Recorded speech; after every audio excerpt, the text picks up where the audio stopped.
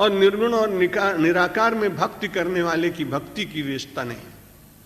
मैं तो इस बात में देखता हूं कि व्यक्ति है जो कर रहा है, लेकिन व्यक्ति जो कर रहा है उसके पास अगर एक वस्तु नहीं है तो चाहे वो सगुण साकार की पूजा करे और चाहे निर्गुण निराकार का ध्यान करे, दोनों ही व्यर्थ होंगे।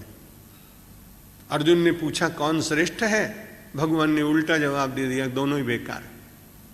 न सगुण साकार का भजन करने वाला और न निर्गुण निराकार का भजन करने वाला।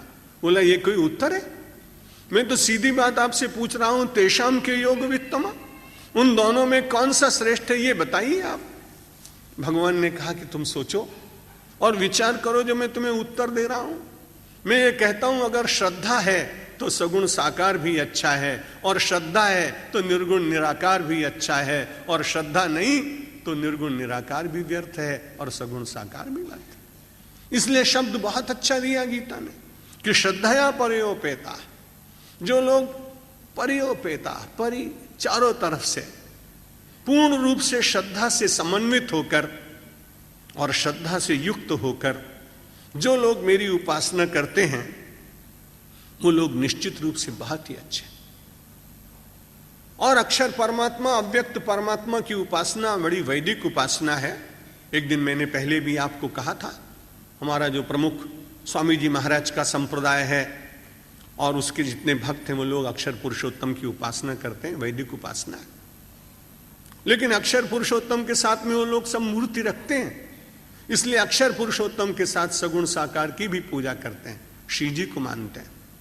इसी तरह से हम सब लोगों को जब ध्यान करें तब व्यापक परमात्मा का, प्रकाश स्वरूप परमात्मा का ध्यान करना चाहिए। और जब पूजा करें तो बड़े प्रेम से अपने अपने इष्ट देव की छवि रखकर भगवान शंकर को जल से, दुग्ध से अभिषेक कराइए। कृष्ण भगवान का श्रृंगार करिए, राम भगवान की अर्चना करिए, दुर्गा का श्रृंगार करिए। जो जिसका भगवान है, हमारे यहाँ तो कोई छोटा बड़ा माना नहीं गया। एकम सद विप्रा बहुधा वदंती, सत्य केवल एक है। विद्वान लोग लोगों की मन की भावना को देखकर उसे भिन्न भिन्न बताते हैं। केवल भगवान शंकर के साथ में देवाधिदेव महादेव शब्द का प्रयोग होता है। आज हम सब लोगों के हरिद्वार में और ऋषिकेश में जन्माष्टमी मनाई जा रही है। अभी मैंने फोन किया तो मुझे मिले नहीं वहां के व्यवस्थापक लोग, बोले सब लोग जन्माष्टमी के उत्सव में मंदिर में लगे। मैंने कहा आज कैसे है? उन्होंने कहा स्मारता नाम, जो शैव संप्रदाय के लोग हैं आज जन्माष्टमी मना रहे हैं। कल जो जन्माष्टमी होगी वो वैष्णवा नाम, वो वैष्णव समुदाय की होगी। अच्छा है, वैसे तो एक ही होनी चाहिए, पंचांग में मतभेद नहीं होने चाहिए। पर मैं कभी कभी सोचता हूं कि ऐसे उत्सव तो अगर 2 बार क्या हो, 7 बार भी हो तो क्या हर्ज की बात है। रोज मिष्ठान और रोज पंजीरी खाने को मिले तो इसमें बुरा भी क्या है। और भगवान कृष्ण का उत्सव मनाएं तो नाचेंगे, दुखों को भूल जाएंगे, जगत का विस्मरण होगा। आनंद का झरना है परमात्मा, उसमें से आनंद की फुहार उड़ेगी। तो देवाधिदेव महादेव केवल एक देवता है जिसको महादेव कहा। मैंने सोचा कि ये बड़ा अन्याय हुआ। दूसरे लोग सोचते होंगे अपने भगवान को महादेव बना दिए, तो मैंने सोचा कि भाई इनको महादेव क्यों कहते हैं? क्योंकि सबसे बड़ी बात ये हुई कि राम कृष्ण विष्णु दुर्गा ये सब बड़े पूज्य हैं, लेकिन इन सब के सामने कभी ऐसा प्रश्न नहीं आया कि जहर कौन पिएगा। जब भी कभी प्रश्न आया तो ये आया कि इतने भोग रखे महाराज, इसमें कौन सी मिठाई खाओगे, कौन सा फल आपको अच्छा लगता है। लेकिन केवल एक देवता है जिससे लोगों ने कहा कि महाराज ये जहर है, विष है, इसको कौन पिएगा? भगवान शंकर ने कहा इसे कोई नहीं पिएगा, क्योंकि मेरे सबके ऊपर करुणा है, ये केवल मैं पीऊंगा। और जिस दिन से नीलकंठ ने जहर पिया उस दिन से वे देवाधिदेव महादेव बन गए। उसमें कोई पक्षपात नहीं है किसी संप्रदाय का। ये परमात्मा भगवान शंकर के जो स्वरूप हैं उनकी अपनी विशेषता है कि उन्होंने अपने आचरण के द्वारा अपने महादेवत्व को सिद्ध कराया। इसलिए परम वैष्णव लोग भी शिव की पूजा करते हैं। डोंगरे महाराज से ज्यादा कौन बड़ा वैष्णव होगा? मुझे उनकी कई बार कथाओं में जाने का अवसर मिला। बहुत छोटी आयु में मैंने उनकी एक कथा का उद्घाटन बड़ोदरा गांव नगर के पास में एक उंडेरा गांव है, वहां मुझसे उद्घाटन कराया। उन दिनों में मैं शंकराचार्य पद पर था। बड़े आस्तिक और बड़े शिष्टाचार को मानने वाले। दूसरे दिन वो अपने पूज्य माता और पिताजी को ले आए, मुझे दर्शन करने के लिए मेरे पास लाए, कुछ भेंट कराई। मुझे बड़ा संकोच हुआ। मैंने कहा आप तो स्वयं इतने बड़े सिद्ध संत हैं, आपका इतना यश है, सब क्यों कर रहे हैं? बड़ी अच्छी बात कही। उन्होंने कहा मैं अभी भी गृहस्थ हूं, जब सन्यासी बनूंगा तो दूर से नमो नारायण करूंगा, और जब तक गृहस्थ हूं तब तक सन्यासी के पास आकर और उसे प्रणाम करना, यह शास्त्रीय पद्धति। और अपने माता पिताजी को भी लाया। जब उन्होंने अपनी कथा में बात कही कि मैं जिस गांव में कथा करने जाता हूं और अगर मुझे मालूम हो कि यहां शिवालय कहीं आसपास है तो मैं पूजा करने के बाद भगवान शंकर के ऊपर जल चढ़ाने के लिए जाता हूं, लेकिन किसी को कहता नहीं, चुपचाप चला जाता हूं, क्योंकि मुझे ऐसा लगता है कि मेरे कृष्ण में मेरी भक्ति की परिपुष्टि यदि मैं शिव को प्रसन्न नहीं करूंगा तो नहीं होगी, क्योंकि वो आशुतोष है। और हर रोज मैं शंकर भगवान से प्रार्थना करता हूं कि तुमको प्रसन्न करने नहीं आया, याद रखना, तुम्हारे ऊपर जल में इसलिए चढ़ा रहा हूं कि तुम्हारी कृपा से मेरी भक्ति मेरे बाल कृष्ण भगवान में बढ़ जाए, ऐसा आशीर्वाद देना। भगवान शंकर की उपासना करके अपने इष्ट देव के प्रति और दृढ़ भक्ति हो जाए, इस प्रकार के वैष्णव जनों में देखने का अवसर प्राप्त होता है। तो चाहे आप सगुण साकार को मानिए, चाहे आप निर्गुण निराकार को मानिए। निर्गुण निराकार का ज्यादा प्रचार आर्य समाज के काल में हुआ, महर्षि दयानंद सरस्वती जी ने, क्योंकि उन दिनों में मंदिरों में देवदासी की प्रथा छा गई। अनेक दोष सगुण साकार परमात्मा के नाम पर लोग अपने लोलुप मन की इच्छाओं की पूर्ति करने लगे, इसलिए लगा कि कोई ऐसा आना चाहिए। गुजरात की भूमि बड़ी उर्वर भूमि है। सगुण साकार की भक्ति कराने के लिए गांव गांव गीत गाने के लिए नरसिंह मेहता को भगवान ने भेज दिया था। कृष्ण के खूब कीर्तन किए, निर्गुण निराकार के भी गाए। सांवरिया सेठ को बुलाया, सारा भात भरने के लिए आए। और उसी गुजरात में जहां सगुण साकार की इतनी उपासना हुई, वहीं एक तेजस्वी व्यक्ति सौराष्ट्र में उत्पन्न हुआ और दयानंद सरस्वती के नाम से उसने सारे संसार में पाखंड खंडिनी पताका की स्थापना की। तो जैसे आवश्यकता पड़ती वैसे भगवान लोगों को भेजते हैं। एक आर्य समाजी बंधु ने कहा कि आप भी सगुण साकार के उपासक हैं। मैंने कहा संस्कार है मेरे, मैं नित्य भगवान का अभिषेक करता हूं और मेरे आराध्य भगवान श्री राम हैं, इसलिए मैं उनसे प्रार्थना करता हूं कि मुझे उनकी भक्ति देना। बोला आप जैसे पढ़ा लिखे आदमी को ये मूर्ति की उपासना क्यों करनी चाहिए? दयानंद जी ने तो उसका बड़ा खंडन किया है और मूर्ति अपना ही रक्षण नहीं कर पाए। मैंने कहा कैसे? बोले शंकर जी महाराज के ऊपर शिवरात्रि के दिन 4 चूहे चढ़ गए और जितनी मिठाई रखी थी सब वो खाने लगे। अने भगवान शंकर ये 4 ऊंदरा ने सामे चुपचाप बेसी रहा। ऊंदरा एना ऊपर फरता रहा, कहीं बोला नहीं। मैं कहूं भाई अगर आपके 2-3 छोटे छोटे पौत्र हों और वो आ जाएं और आपके एक बच्चा छाती पे बैठ जाए, एक कंधे पे बैठ जाए, और मैंने तो पिछले दिनों देखा कि एक छोटा सा बालक, उसे याद ही नहीं रहा, वो अपने दादा की मूंछ नोचने लगा। अब दादा तो बड़े बलवान थे, डंडा भी पास में रखा था, उनको उठा के एक एक लगाना चाहिए था, लेकिन वो जितना खींचता वो उतना ही प्रेम कर रहे थे उसको। वो जितना बच्चे उसके शरीर पर थपथपा रहे थे वो उतना ही प्यार कर रहा था। मैंने कहा महर्षि दयानंद जी को तो मैं प्रणाम करता हूं, लेकिन शंकर जी उसका प्रतिशोध क्यों नहीं कर पाए? ये बात कुछ जमती नहीं है। अगर परिवार का दादा अपने पौत्रों का प्रतिशोध नहीं करता है, प्रतिवाद नहीं करता है, तो सारे संसार का दादा वो भगवान शंकर क्या ऊंदरों के साथ कुश्ती लड़ता? क्या उसको वहां फ्री स्टाइल शुरू करनी चाहिए थी? उसने कहा अरे जीव हैं, और जब जीव जीव में परमात्मा का दर्शन हो तब तो अच्छा लगा कि जीव परमात्मा के साथ मिलन का आनंद ले रहा है। फिर वो चाहे मनुष्य हो और चाहे वो किसी अन्य योनि में उत्पन्न हुआ। जब सर्वभूत हित रता की बात भारतीय संस्कृति कहती है, तो हम जीवों के भीतर भी तो परमात्मा का दर्शन करते हैं। मैया सक्त मनो ये माम नित्य युक्ता उपासते श्रद्धया परोपेता ते में युक्त तमामता। उन्होंने कहा जो व्यक्ति जिस मार्ग से भी युक्त हो जाए, जुड़ जाए भगवान से, इसलिए मैं तो उसे मानता हूं वो युक्ततम है, और दोनों ही बहुत अच्छे हैं। उनमें से भगवान बता रहे हैं कि कौन कम ज्यादा है, ये न कर सके तो ये न कर सके तो ये न कर सके तो क्या करना चाहिए। तो भगवान उसको बताते गए कि भाई इससे ये ना हो सके तो ये करो, ये ना हो सके तो ये करो, कुछ ना हो सके तो कम से कम आप ऐसा करिए कि अनन्य नैव योगेन माम ध्यायन्त उपासते। छठे अध्याय छठे श्लोक में भगवान ने कहा अपने कर्मों को मुझे अर्पित कर दीजिए और सब कुछ अर्पित करने के बाद आप निश्चिंत हो जाइए। ये तो सर्वाणी कर्माणि मयि सन्न्यस्य मत्पराः अनन्य नैव योगेन माम ध्यायन्त उपासते। उपासना करते हैं और बीच बीच में मेरा ध्यान करते हैं। हम सब लोग उपासना तो करते हैं लेकिन ध्यान बहुत कम लोग करते हैं। हम कई बंधुओं से कहते हैं कि भाई ध्यान करो तो कहे भगवान ने मत दीवा करવાનો टाइम तो મળે મને, पर ध्यान करवा માટે બેસવાનો टाइम જ क्या हो कि दिया तो 2 मिनट में करके प्रणाम करके चले जाते हैं ऑफिस में। अच्छे हैं जो लोग करते हैं वो बहुत अच्छे हैं, इतना तो करना है। बहुत लोगों को तो इतना करने का भी अवकाश नहीं मिलता।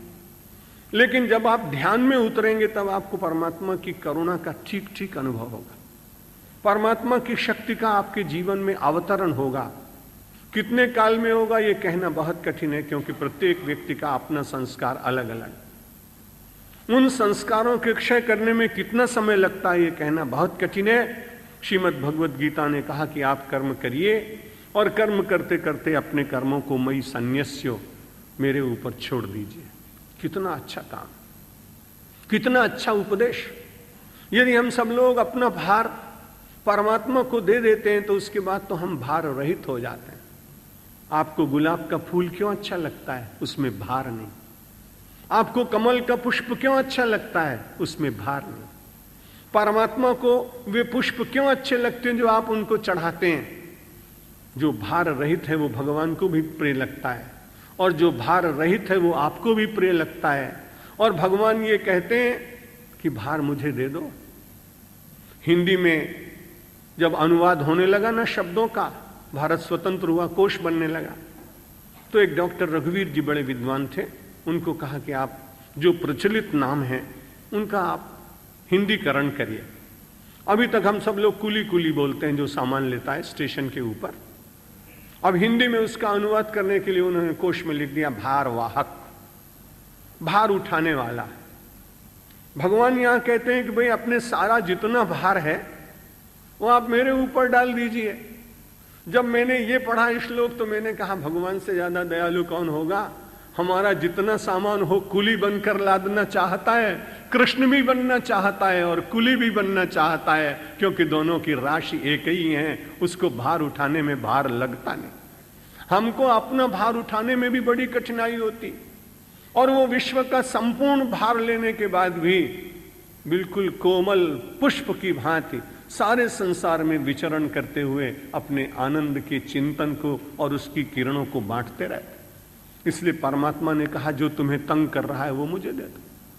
एक दिन कहा था अपना मन मुझे दे दो, मन मना भाव, क्योंकि मन आपको तंग करता है।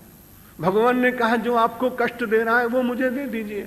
लेकिन हम सब लोग तो बड़े बुद्धिमान हैं, कहते हैं नहीं भले कष्ट हो लेकिन मन को अपने साथ रखेंगे, भार को अपने साथ रखेंगे। भगवान कहते हैं आप इसे छोड़ दीजिए, मयि सन्न्यस्य, मेरे ऊपर छोड़ दीजिए, मत परा कर्माणि, और अपने कर्मों को करिए। लेकिन कर्म के कर्ता मन से अगर आप मान लें, सच्ची बात, कि कोई कराने वाला और है, तो आपसे अगर पाप कर्म भी कभी हो जाए, शर्त यही है कि पुण्य कर्म करते समय भी कभी विचार न करिए कि मैंने किया है। यदि आपने पुण्य कर्म परमात्मा को समर्पित किए और यदि कभी भूल से मानव होने के कारण आपसे पाप कर्म हो गया, तो वो पाप कर्म भी आपने समर्पित किया, तो भगवान बड़े प्रेम से उसे लेंगे। आप उनसे कह सकेंगे कि महाराज आप उल्टा नहीं कर सकते अब, क्योंकि जब आपने ये कह दिया कि मयि सर्वाणि कर्माणि, मेरे को सारे कर्म अर्पित करो, तो मैंने 50 वर्ष तक, 20 वर्ष तक, 30 वर्ष तक पुण्य आपको अर्पित किए, और मनुष्य होने के कारण मुझसे एक दिन पाप हो गया, तो आप इसे नहीं लेंगे। कैसे नहीं लेंगे? आपको लेना पड़ेगा। भगवान चुप हो जाएंगे। उनको याद दिलाना कि आपने 12वें अध्याय में ये बात कही है, इसलिए मैं आपको सर्वाणि कर्माणि, मैं सारे कर्म आपको समर्पित करता हूं और उसके बाद बड़ा लाभ होगा। अनन्य नैव योगेन, भगवान के साथ अनन्यता बढ़ती जाएगी। जिसको समर्पित किया जाता है उसका ध्यान अपने आप होता है। जो समर्पण ग्रहण करता है वो भी उसका बहुत ध्यान रखता है। इसलिए जो समर्पित कर रहा है और जो समर्पण ग्रहण कर रहा है, इन दोनों के बीच में अनन्यता अपने आप हो जाती है। किसी तीसरे व्यक्ति को उसके बीच में संदेश देना नहीं पड़ता। अनन्य नेव योगेन माम ध्यायन्तु उपासते, और ध्यान करते हो मेरी उपासना करते हैं। अर्जुन बहुत अच्छा है, हम सबका प्रतिनिधि है। उसने कहा चलो भगवान, मैं कल से प्रयत्न करता हूं कि अपना भार आपको सौंप दूं, अपने कर्म और अपने कर्म का फल आपके ऊपर डालता जाऊं। अब आप बताइए फिर आप क्या करेंगे? रोज पूछ लेता है कि हम ये करेंगे तो आप क्या करेंगे। वो ऐसा मानता है कि यदि मैं कर्म करूं तो कर्म का उपदेश देने वाले को भी कर्म करना चाहिए, ऐसा अंतर्भाव लग रहा है। इसलिए वो भगवान से कहता है भगवान हूं तो करीश, પણ પછી તમે શું કરશો? હું મારા જીવનના જેટલા કર્મ છે તમને સમર્પિત કરી દઈશ, મારો ભાર તમારા ચરણોમાં અર્પિત કરી દઈશ। તો મારે તો રોજ કરવાનું રહે કે રોજ મારે કર્મ કરવું છે, પછી તમે શું કરશો એ તો बताओ। भगवान ने कहा अरे तू मुझसे पूछता है कि मैं क्या करूंगा, तो मैं तुझे एक बात बताता हूं कि वो इतना बड़ा काम करूंगा जो दुनिया में कोई नहीं कर सकता। बोले क्या करेंगे आप? तेषाम अहम समुद्धरता मृत्यु संसार सागरात भवामी नचिरात पार्थो मय्य वेशित चेतसाम। भगवान ने कहा मृत्यु के समय बड़ा डर लगता है सबको, क्या होगा, कहां जाएंगे, कौन सी योनि मिलेगी। पशु योनि में जाएंगे, मानव योनि में जाएंगे, देव यक्ष गंधर्व बनेंगे, क्या बनेंगे, कई बार चिंता होती आती। भगवान ने कहा जो काम संसार में कोई नहीं कर सकता वो कार्य करने के लिए मैं आऊंगा। तो उन्होंने कहा कि महाराज मृत्यु के समय आएंगे। तो भगवान ने कहा मृत्यु का समय तो कभी भी आ सकता है ना, इसलिए मुझे तो 24 घंटे काम करना है। तुम तो जब कर्म करोगे 8 घंटे तब समर्पित करोगे, लेकिन ये तो मालूम ही नहीं कि मृत्यु किसकी कब आएगी। इसलिए मुझे तो रात दिन जाग के देखना पड़ेगा कि कौन कब मर रहा है और जल्दी जल्दी वहां जाना पड़ेगा। काहे के लिए जाएंगे महाराज? तेषाम अहम समुद्धरता, मैं उनका उद्धार करने के लिए जाऊंगा। उन सब लोगों का मैं उद्धारता बनूंगा। और कहां से उद्धार करेंगे? मृत्यु संसार सागरात, मृत्यु से भी। और उसके मन में कहीं संसार की कामना रह भी गई मृत्यु के समय, तो मैं 2 काम करूंगा। एक तो उसका उद्धार करूंगा मृत्यु से, और उससे पहले उसने मुझे कर्म समर्पित किए हैं, इसलिए मेरा दायित्व है कि उसके मन में संसार न रह जाए, इसलिए संसार को पहले मिटाऊंगा। कोई बहुत अच्छा आपने देखा होगा, जब अपने घर में आप दिवाली के दिनों में सफाई कराते हैं तो कुछ रंग करने वाले आते हैं, हिंदुस्तान में सीधा ही रंग कर देते हैं।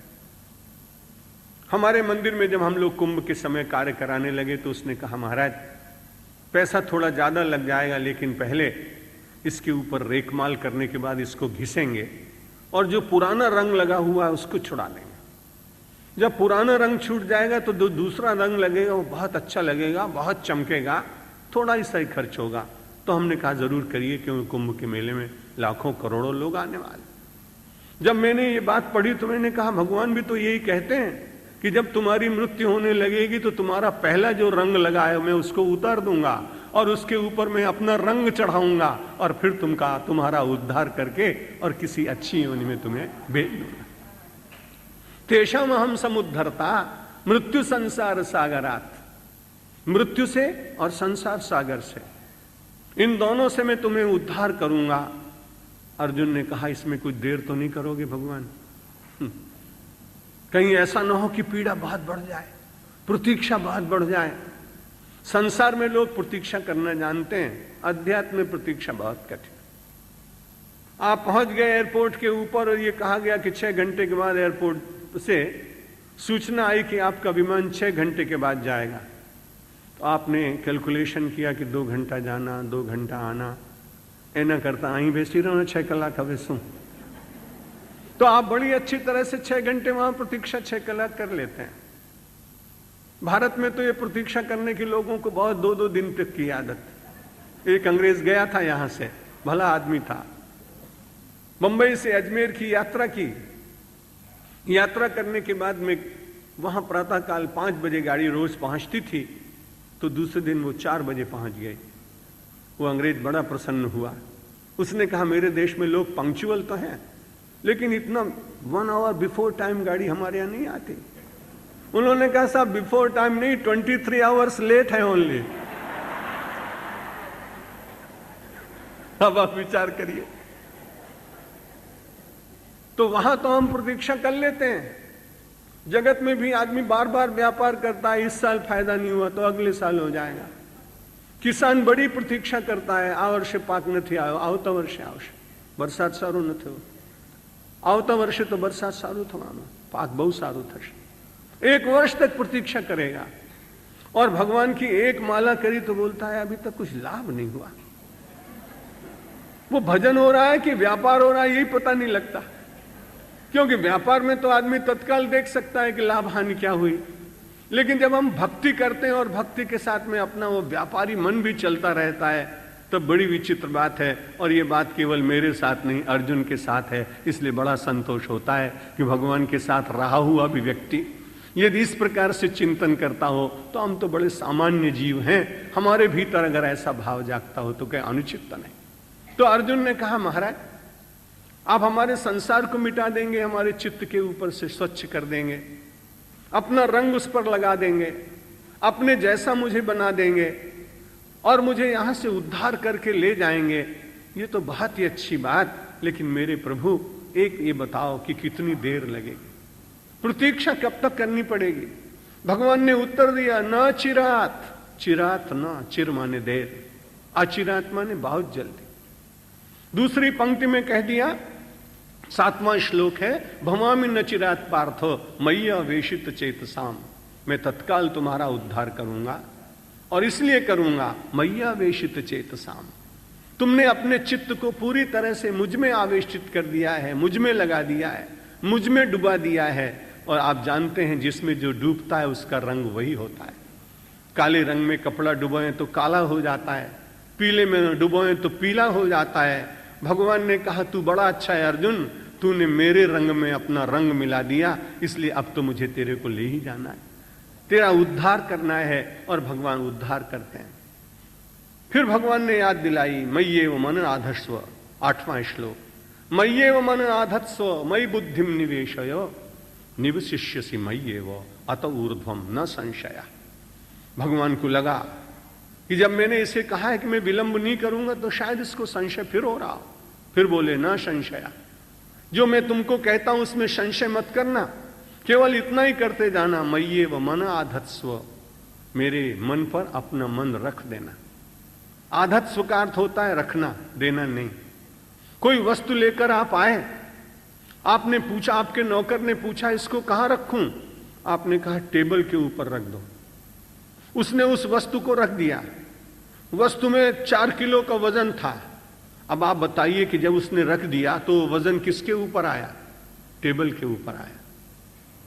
टेबल ने कहा कि मेरे ऊपर जो वजन है मेरे ऊपर नहीं है।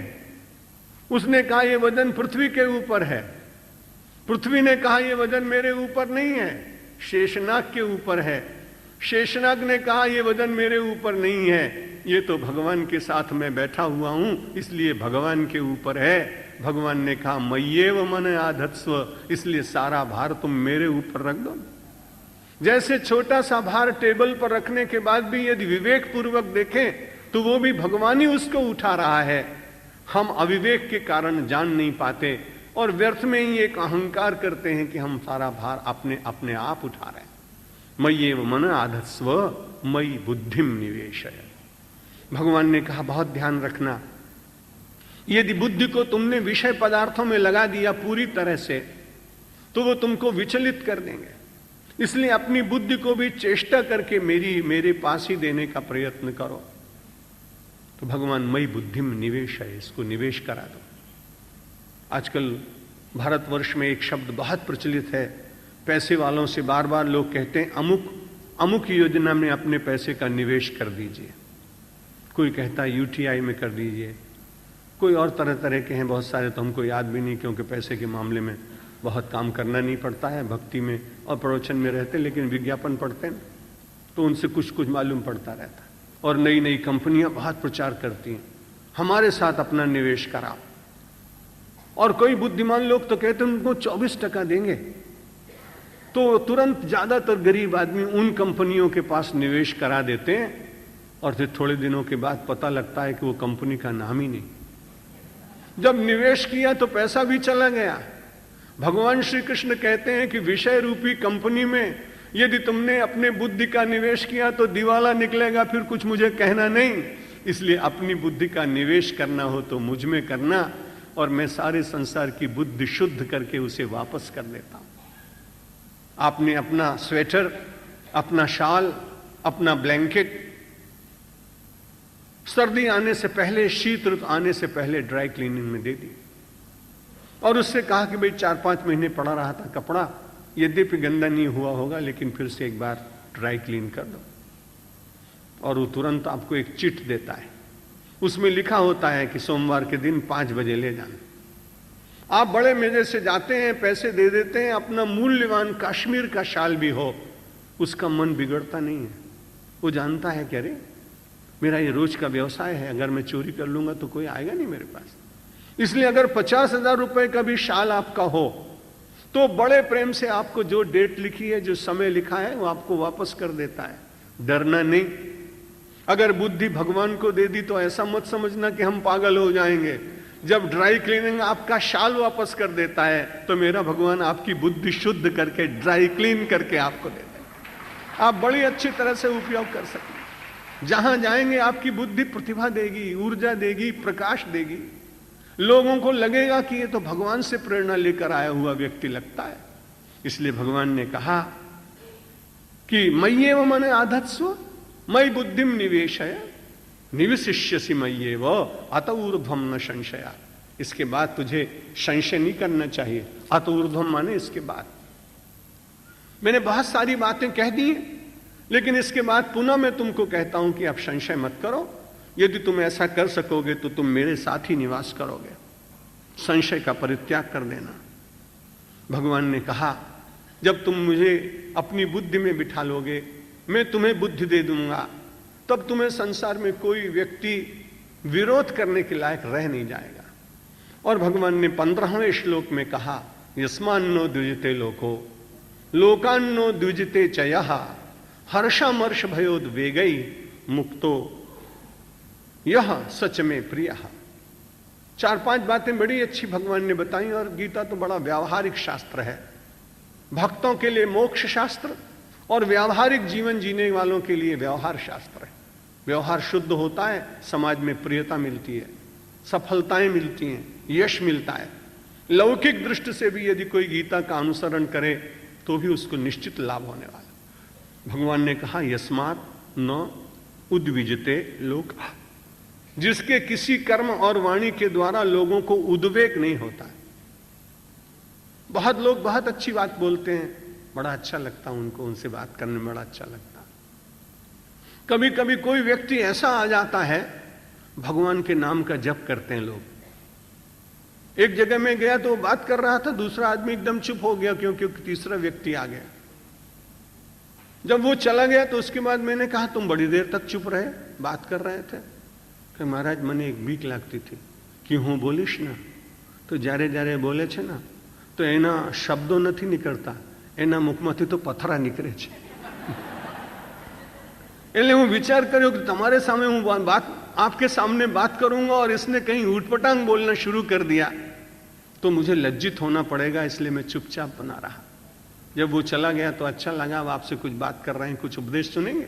यस्मात् न उद्विजते लोकाः, जिसकी वाणी सुनने से, जिसके कर्म से लोगों को उद्वेग नहीं होता है। और लोकान्नो, और लोगों के द्वारा जो उद्विग्न नहीं होता है। यदि कोई व्यक्ति अपने को कोई अनुचित बात कह दे तो मेरा निवेदन आपसे है कि विचार करिएगा कि अगर ज्ञानी होता, बुद्धिमान होता, थोड़ी मति होती तो ऐसे शब्द बोलता ही क्यों। तुरंत आप विचार करने लगे, उस समय आपको हंसी आ जाएगी, खुद ही गुस्सा नहीं आएगा। जब आपसे कोई अनुचित बात करेगा या गाली दे देगा तो आप विचार करिए कि अगर बुद्धिमान होता तब तो ठीक होता, जब ये ऐसा बोल रहा है तब आप विचार करिए कि ये व्यक्ति समाज में रहने लायक तो है नहीं, इसे तो पागल खाने में रहना चाहिए था। अगर आपने ऐसा विचार किया तो उसके ऊपर आपको दया आएगी, उसके ऊपर आपको हंसी आएगी, आप उससे गुस्सा नहीं होंगे। जिसके द्वारा कोई उद्वेग को प्राप्त नहीं करता और जो किसी के द्वारा उद्वेग को प्राप्त नहीं करता, वो यस्मान्नो द्विजते लोको लोकान्नो द्विजते चयः, और हर्षामर्ष भयोद्वेगई, हर्ष में और अमर्ष में, प्रसन्नता में और क्रोध में, इन सारे द्वंद्वों के बीच में उद्वेग से मुक्त होकर जो अपने जीवन का व्यवहार करता है, सच में प्रिय। महात्मा गांधी सप्ताह में 2 वर्ष पूर्व मैंने गांधी जी का यह उदाहरण दिया था। जब गांधी जी जाने लगे तो किसी स्टेशन के ऊपर एक दौड़ा दौड़ा जवान आदमी आया और उस महात्मा गांधी की नीतियों से, कार्यों से उसको सहमति नहीं थी, इसलिए जितनी चुन चुन करके गंदी गालियां होती हैं सब गांधी जी को उसने 2 पेज में लिख करके और दे दी। गांधी जी ने उसको पढ़ा। पढ़ने के बाद उसको लग रहा था कि गांधी जी अपने किसी साथी को कहेंगे एक बड़ा दुष्ट आदमी है, लगाओ ना इसको, दो। उसने गालियां मुझे लिख के दी, मैं रात दिन समाज का काम करता हूं। गांधी जी ने उसको पढ़ा, पढ़ने के बाद मुस्कुराए, पास में बुलाया। वो डर रहा था कि जाएंगे तो यही कहीं 2 तमाचे मार दे तो क्या कर लेंगे बड़े आदमी। डरते डरते गया तो उस समय गांधी जी ने उसमें जो एक आलपिन लगा हुआ था 2 कागजों को अटैच करने के लिए, तो गांधी जी ने वो आलपिन निकाली और कहा कि देखो ये आलपिन तो मेरे मतलब की है, किसी दिन काम आएगी। मैं रोज चलते चलते चिट्ठियां लिखता हूं, 2-3 पेज हो जाते हैं, तो मुझे अटैच करना पड़ता है, तो आलपिन तो उसमें मेरे काम में आ जाएगी। और जो तुमने ये गालियां मुझको दी ना, ये मेरे काम की है नहीं, इसलिए अपना कागज भी ले जाओ और अपनी गालियां भी ले जाओ। वो एकदम पानी पानी हो गया कि अरे मैंने तो इतनी गालियां लिख के दी थी, लेकिन ये व्यक्ति उद्विग्न नहीं हुआ। यस्मान्नो द्विजते लोको लोकान्नो द्विजते चयः, न तो इसकी क्रिया से लोग कोई उद्विग्न होते हैं और न ये किसी के द्वारा उद्विग्न होता है। तो उसने क्षमा मांगी। उसने कहा गांधी जी मैंने आपको निकट से कभी देखा नहीं था, आपके इस छोटे से आचरण ने मेरा मन बदल दिया है। मुझे आप बताइए जिस प्रांत में जहां जो काम करना हो मैं करने के लिए तैयार हूं। गांधी जी ने कहा हरिजनों की सेवा में इस गांव में चले जाओ। जो जो वो कहते रहे सारे जीवन वो उनकी सेवा करता रहा। आप कल्पना करिए कि गाली देने वाले को भी भक्त बनाया जा सकता है, लेकिन तब जब आप स्वस्थ हों, आप प्रसन्न हों, आपके मन में उद्वेग न हो, आपकी मन रूपी सरोवर में तीव्रता से गर्म उर्मियां न उठने लगें, तो आप ऐसा कर सकते हैं। गीता हम सब लोगों को जगत के व्यवहार में बताती है, चेष्टा करिए। आज नहीं हो सकेगा, अभ्यास करेंगे तो धीरे धीरे जरूर होगा। फिर भगवान ने कहा मैया वेच अत ऊर्ध्वम न संशय। फिर ये कहा हर्ष और अमर्ष से जो व्यक्ति होता है, तो उसने अर्जुन ने कहा चलो मैं अपना आचरण बदलता हूं। नानक देव जी ने लगभग इसी श्लोक का भाव गुरु ग्रंथ साहब में पढ़ा। पंजाब में एक बार मुझे यात्रा करने का अवसर आया, तब कुछ दिनों तक मैं गुरु ग्रंथ साहब का अध्ययन करता रहा। उसमें बहुत अच्छी बात कही नानक जी ने कि भय काहू को दे तो नहीं, भय नहीं मानत आन, कह नानक सुन रे मना, ज्ञानी ताहि पिछान। इसी तरह बोलते हैं गुरुद्वारे में। मैंने उनका गाना भी सीखा, अच्छा लगता था, लोगों का बड़ा प्रेम मिला वहां। उन दिनों गया था जब वहां आतंकवाद था। 300 महात्माओं को लेकर हरि की पैड़ी से हरिमंदिर साहब की यात्रा की, रोज 10 माइल पैदल चलते थे। बड़ा अच्छा लगता है, लीक लीक में चलने में तो सब लोगों को आनंद आता है, लेकिन समाज में कुछ नया देना चाहिए। और भगवान की बड़ी कृपा की कुछ ऐसा साहस वो दे देते हैं। हमारे सन्यासियों में से कोई गया नहीं, ये गौरव परमात्मा ने मुझे दिलाया कि मैं कारगिल तक गया, लेह लद्दाख तक गया, सिंधु का दर्शन करके आया, तो वहां भी मुझे ऐसा लगा। तो जब नानक जी की बात पढ़ी कि भय काहू को देत नहीं, ज्ञानी सच्चा कौन है? जो किसी को भयभीत नहीं करता और भय नहीं मानत आन, और दूसरे से भयभीत नहीं होता। पंजाब में एक छोटा सा बालक हुआ, उसका नाम था वीर हकीकत राय। इतिहास के विद्यार्थी और शहीदों के इतिहास जानने वाले लोग उसका नाम जानते हैं। बहुत कम प्रचलित। जब मुसलमान बादशाह ने उसको कहा कि तुम अपना धर्म छोड़ दो, नहीं तो मैं तुमको तलवार से उड़वा दूंगा, तो वो भयभीत नहीं हुआ। बादशाह ने सोचा, नवाब ने सोचा कि ऐसे मानेगा नहीं, इसके सामने तलवार लेके जल्लाद को खड़ा करो। जल्लाद खड़ा हो गया, तलवार चमकाने लगा, वह हंसा। उसका नाम था हकीकत। उर्दू में हकीकत को कहते हैं सत्य, वास्तविक सत्य को हकीकत कहते हैं। जब वो तलवार बिल्कुल निकट ले गया तो उसने बड़ा गरज के कहा, मुझे डर नहीं लगता है, क्योंकि तुम्हारी काट सकती है तलवार, तो काट दो बाहरी हकीकत को, लेकिन अंदर की हकीकत को तेरी तलवार काट सकती नहीं। जो अंतर की हकीकत आत्मा है ना, उसको तुम्हारी तलवार नहीं काट सकती। और बाहर की हकीकत जो तुम शरीर मानते हो, ये तो कभी न कभी जाने वाला है, तुम्हारी तलवार काट दे इससे क्या फर्क पड़ता है। और वो भयभीत नहीं हुआ, इसलिए इतिहास का एक युवक बन गया। पंजाब में अनेक स्थानों पर वसंत पंचमी के दिन हकीकत राय की याद में मेले लगते हैं। शहीदों की चिताओं पर लगेंगे हर बरस मेले, वतन पर मरने वालों का यही बाकी निशा होगा। शहीदों की चिताओं पर लगेंगे हर बरस मेले, वतन पर मरने वालों का यही बाकी निशा होगा। यही एक निशान छोड़ जाते हैं जो देश के लिए अपने प्राणों को देते हैं। नानक ने कहा, भय नहीं मानतान। वो दूसरे से भयभीत नहीं होते, किसी को भयभीत करते नहीं। कह नानक सुन रे मना, ज्ञानी ताई पिछान। नानक जी अपने मन को कहते हैं, अरे तुम उसी को ज्ञानी मानो, उसी को ज्ञानी समझना चाहिए। हम सब लोग अनेक दृष्टियों से ज्ञानियों को देखने का प्रयत्न करते हैं। पोथी कितनी याद है, शास्त्र कितना बोलता है, समाज में कितने लोग उसको ज्ञानी मानते हैं। हमारी सारी जितनी तौलने की तुलाएं हैं सब बाह्य हो गई और अंतर की तुला विलुप्त होती जा रही है। गीता कहती है, अपने अंतर की तुला पर अपने को तौलो और अपने सहयोगियों को तौलो। जहां श्रद्धा है उसको भी तौलने का प्रयत्न करो तो श्रद्धा अखंड रहेगी, नहीं तो अंधश्रद्धा में जीने वाला समाज अंत तो गत्वा कुछ प्राप्त नहीं करता है। श्रीमद् भगवद गीता श्रद्धा जागृत करती है, अंधश्रद्धा को तोड़ती है। और उन्होंने कहा कि जब हर्ष और अमर्ष से आप दूर हो जाएंगे, मुझे बहुत प्रिय लगोगे। अर्जुन और चाहता भी क्या है, उसकी एक ही तो आकांक्षा है कि मेरे भगवान मुझको प्रेम करने लगे। और जो भगवान के प्रेम को प्राप्त करना चाहता है, यदि जगत का प्रेम एक बार पीछे भी रह जाए तो वो उसको अपनी हानि मानता नहीं। उसे गुरुतर स्थान प्राप्त होने पर लघुतर स्थान की वो चिंता क्यों करेगा। परमात्मा का प्रेम मिलने पर जगत का एक प्रेम ना भी मिला तो क्या चिंता की बात है। मीराबाई ने तो कहा, मुझे तो बिल्कुल चिंता नहीं होती है, मेरे तो गिरधर गोपाल, दूसरों न कोई, संतन ढिंग बैठ बैठ लोग लाज खोई। अब तो बेल फैल गई, होना हो सो होई। अरे माखन जब काढ़ लियो तो छाछ पिए कोई। दुनिया के लोगों को कहा, तुम छाछ पीते रहो, मुझको तो माखन मिल गया है, अब मैं तुम्हारे छाछ की चिंता क्यों करूं। श्री कृष्ण अर्जुन को कह रहे हैं, चिंता मत करो, जगत तो तुम्हारा रहेगा क्योंकि तुम अपना भार मुझ पर डाल दोगे।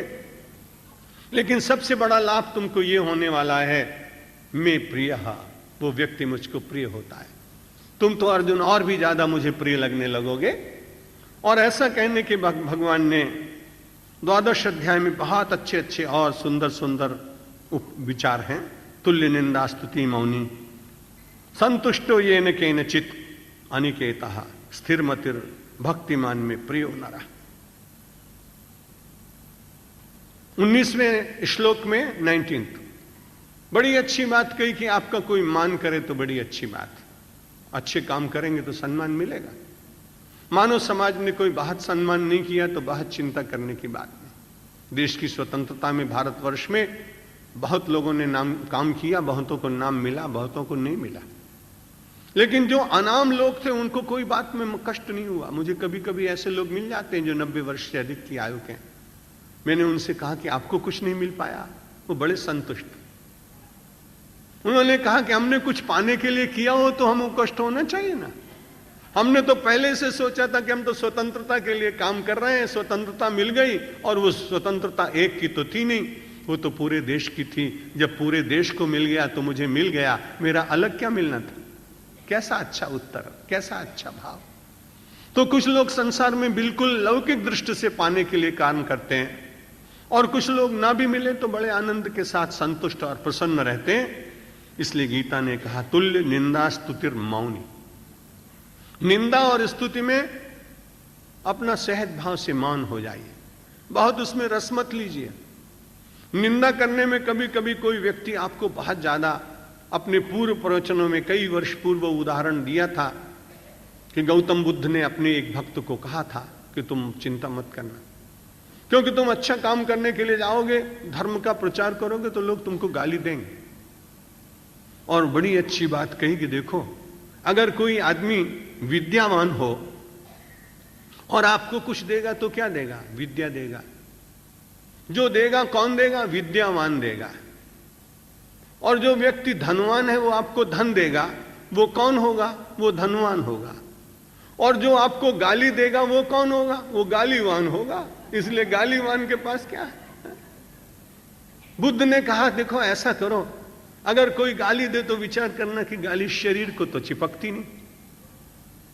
किसी आदमी को आप गाली दें तो गाली दिखाई पड़े कि कपड़े के ऊपर उसका निशान बन गया है, तब तो बात समझ में आती। कहीं ऐसा लगे कि गाली उसने दी और आपका हाथ फूल गया, कहीं आपको और कोई शरीर पे चिन्ह बन गया, तब तो लगे कि हां गाली ने जरूर अपना प्रभाव डाला है। तो शरीर पर गाली चिपकती नहीं, और गाली की इतनी सामर्थ्य नहीं कि आत्मा के भीतर जा सके। इसलिए इतनी दुबली पतली गाली से और इतने सामर्थ्यवान व्यक्ति को इतनी ज्यादा विचलित होना ही क्यों चाहिए? बड़ी अच्छी बात बुद्ध ने कही। और व्यावहारिक दृष्टि से मैं आपको निवेदन करूं कि भारतवर्ष में कई बार लोग बहुत दूर से अपने गांव में मनी ऑर्डर भेजते हैं। उसमें लिखा होता है कि इतने रुपए इतने व्यक्ति को मिले।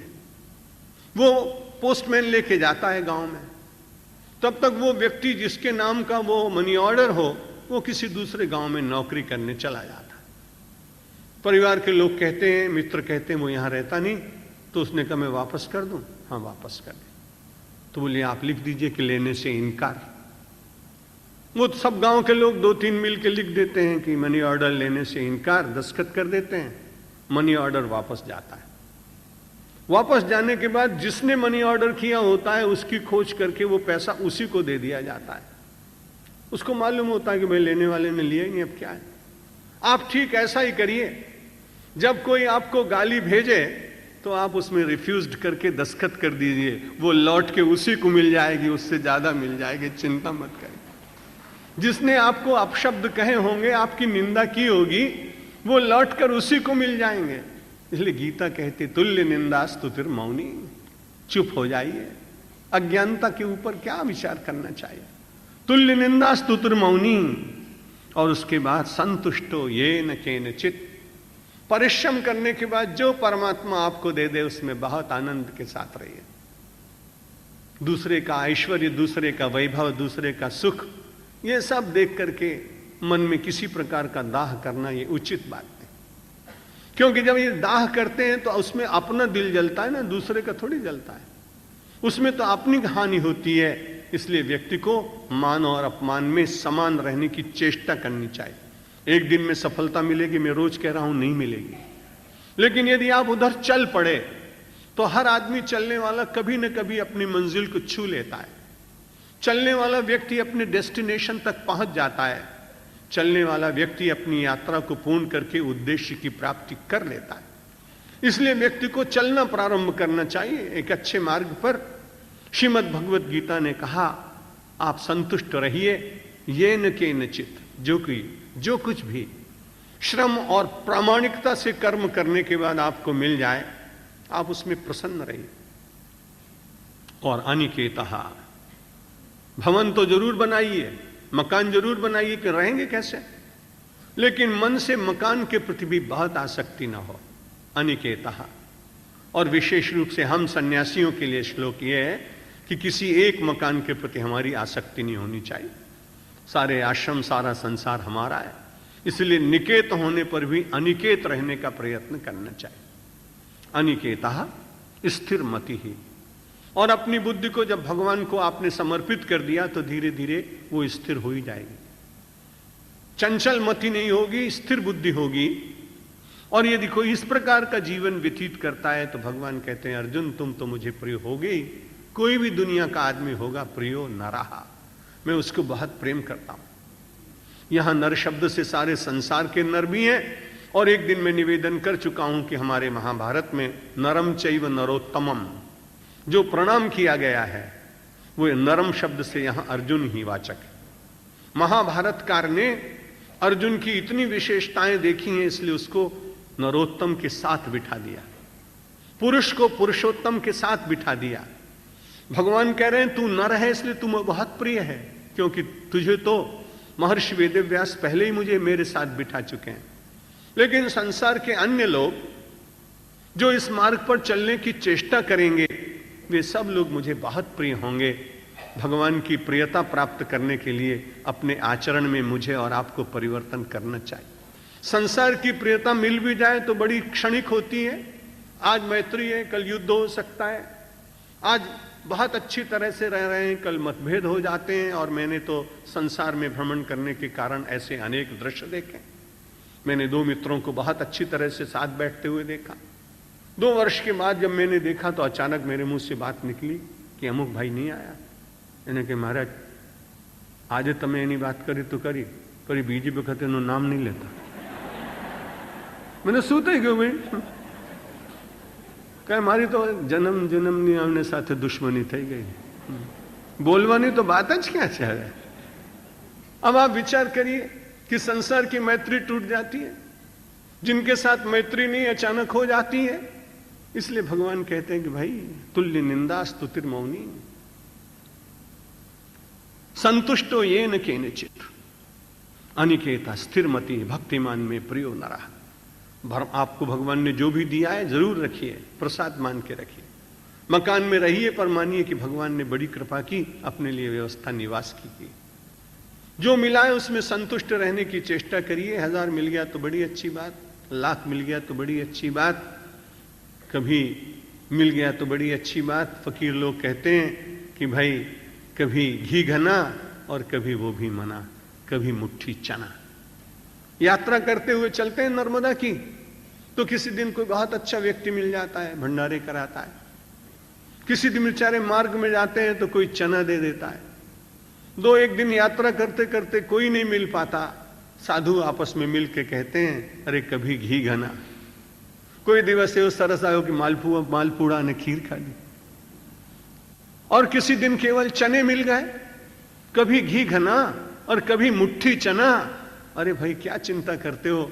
एक दिन भगवान ने परीक्षा के लिए ऐसा भी कर दिया कि वो भी मना, तो समझ लो कि बहुत अच्छा हुआ। अपने आप तो उपवास कर नहीं सकते थे, भगवान ने बड़ी कृपा की कि आज अपवास हो गया। सुदामा ऐसे अपने जीवन में कितनी बार अनुभव करता था और उसके इस अनुभव का लाभ कितना हुआ। परसों मैंने आपको निवेदन किया कि राजराजेश्वर भगवान परमात्मा पूर्ण पुरुषोत्तम श्री कृष्ण ने उसे अपने स्वर्ण सिंहासन पर बिठाकर और उसके चरणों की सेवा की। जो संतुष्ट व्यक्ति होता है भगवान उसे बहुत प्रेम देते हैं। असंतुष्ट व्यक्ति की तो बड़ी कठिनाई है। वो तो रोज मांगेगा, रोज भगवान देंगे। भगवान को लगेगा कि तो संतुष्ट रात को कर दिया था, सवार थयो पूजन में बेसी गयो।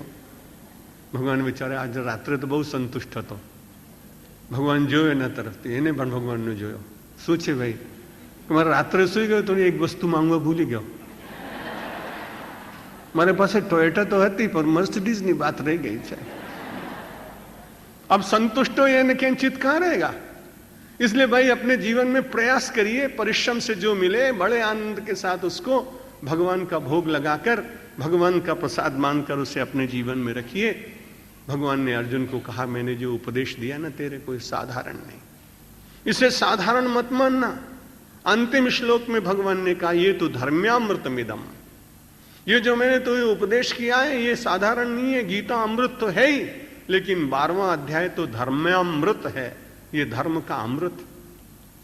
जिन धर्मों का वर्णन किया गया है, जिन आचरणों का वर्णन किया गया है, वो तो सब अमृत के तुल्य। यथोक्तम पर्युपासते, मैंने जो कहा है उसको सुन के यदि कोई व्यक्ति उसे उपासना करता है, जीवन में आचरण में लाने का यत्न करता है, श्रद्धा धाना मत परमा भक्तास्तेव में प्रिया, भगवान कहते हैं वो श्रद्धा से युक्त है, मत परायण है, भक्त है। इसलिए भगवान ने एक शब्द यहां अभी प्रियो न रहा, प्रियो में प्रिया ये बोल रहे थे। अब अंतिम श्लोक में कहा अतीव प्रिया, वो मुझको अत्यंत प्रिय लगता है, अतीव में प्रिया। मैं अपना पूरा प्रेम, पूरा स्नेह, पूरा वात्सल्य, पूरी करुणा, पूरा अनुग्रह ये सब उस व्यक्ति को समर्पित कर देता हूं। यदि वो कुछ समर्पित करता है तो मेरा मन भी छटपटाता है और मैं भी समर्पित करने के लिए उसे अत्यंत प्रिय बनाकर अपनी सारी संपत्ति और वैभव में उसका अधिकार दिला देता हूं।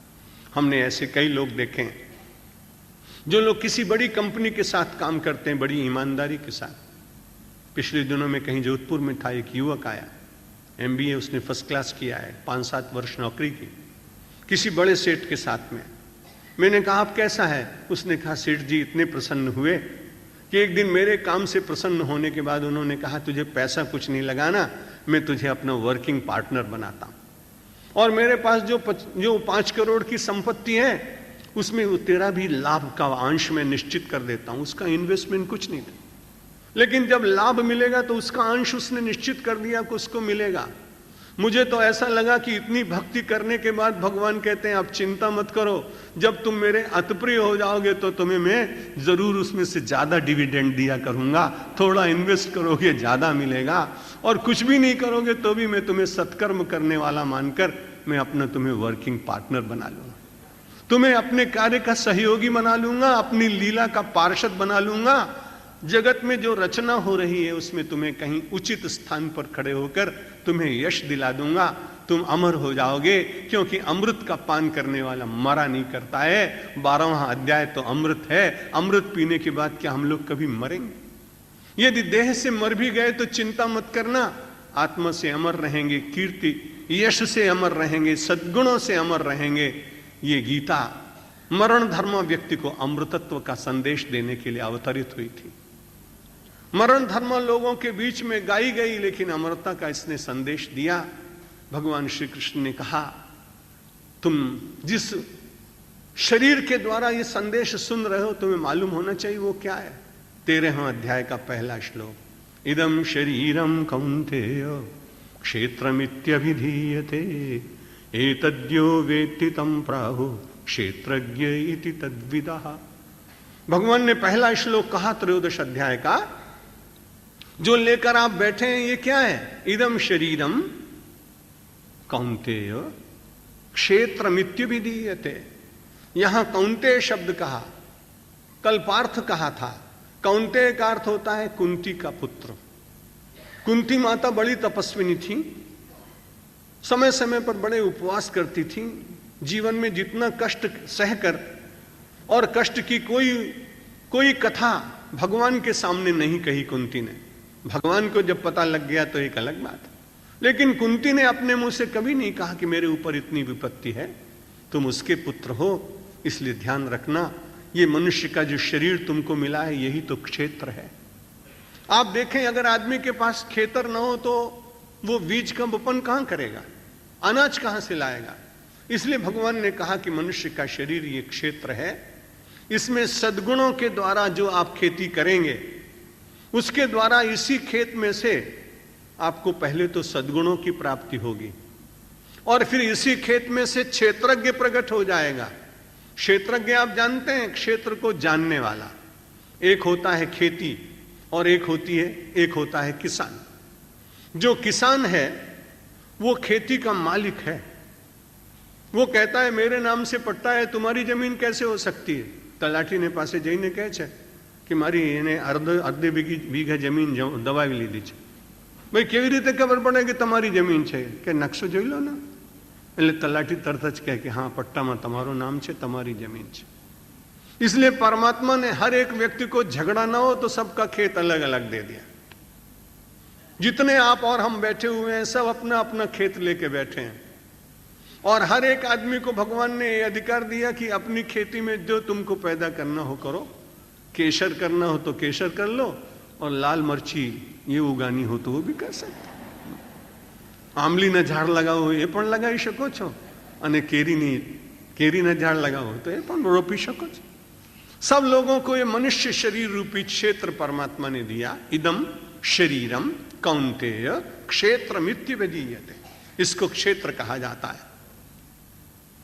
एतद्यो वेतितम प्राहु क्षेत्रज्ञ इति तद्विदा.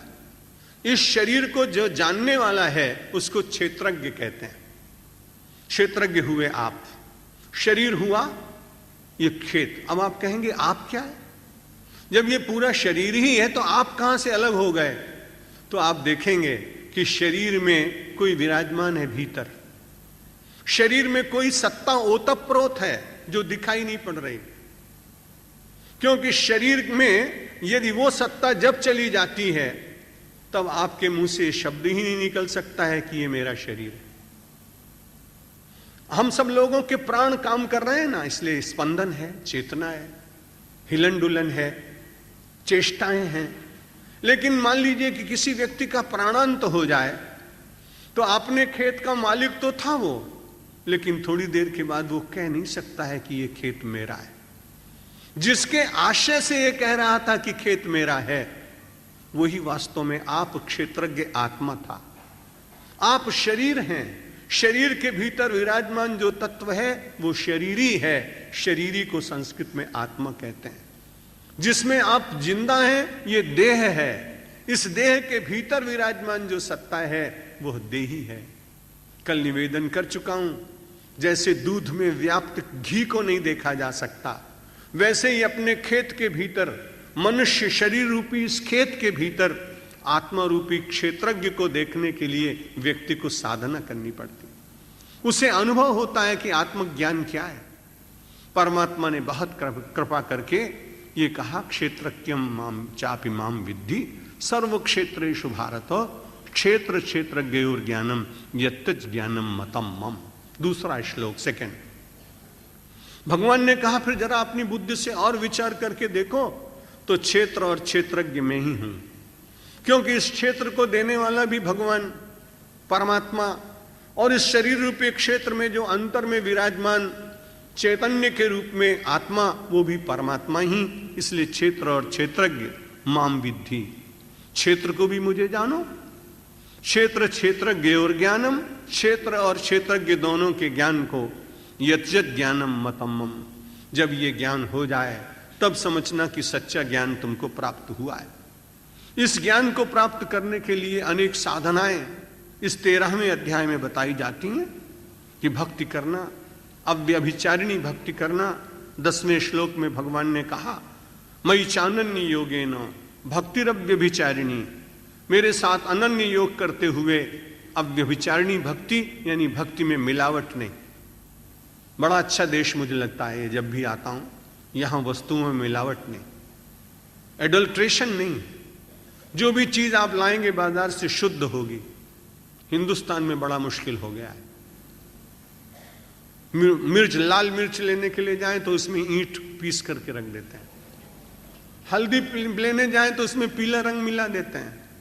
अभी अभी पिछले वर्षों में बड़ी घटनाएं हुई कि दूध में यूरिया मिलाकर सफेद कर दिया और सिंथेटिक दूध बना दिया. कई लोग मर गए. जैसे किसी वस्तु में मिश्रण कर देने से रोग हो जाता है, व्यक्ति मर जाता है, वैसे ही भगवान कहते हैं कि भक्ति में संसार का मिश्रण कर देने से वो जहर बन जाती है. इसलिए अव्यभिचारिणी भक्ति करना. परमात्मा की भक्ति के साथ भक्ति को ही रखना. भक्ति दिखावे के लिए ना हो, भक्ति के द्वारा कुछ लाभ उठाने की इच्छा ना हो. भक्ति से भगवान मिले, भक्ति भक्ति के लिए हो तो आप निश्चित मानिए कि मेरी और आपकी भक्ति अनन्या भक्ति होगी, अव्यभिचारिणी भक्ति होगी. भगवान ने कहा उस भक्ति को प्राप्त करने के लिए कुछ साधन करना पड़ेगा. विविक्त देश सेवित्वम अरतिर जन संसदी. विविक्त देश मतलब थोड़ा एकांत में. अपने घर में भी रोज पूरे परिवार के साथ रहिए, लेकिन 15-20 मिनट किसी कमरे में बिल्कुल एकांत बैठिए. विविक्त देश, बिल्कुल एकांत हो, जहां आपको कोई किसी प्रकार का विक्षेप ना हो. समय मिले, भगवान कृपा करें तो वर्ष में 10-15 दिन जहां आपकी श्रद्धा हो उस स्थान पे जाइए. द्वारिका में जाइए, आपकी श्रद्धा संतराम महाराज में हो तो नडियाद में जाइए, आपकी श्रद्धा हरिद्वार में हो तो आप भारत माता मंदिर में आइए, आपकी श्रद्धा वृंदावन में हो तो वहां बांके बिहारी के धाम में जाइए। और 10-15 दिन तक वहां इसलिए मत जाइए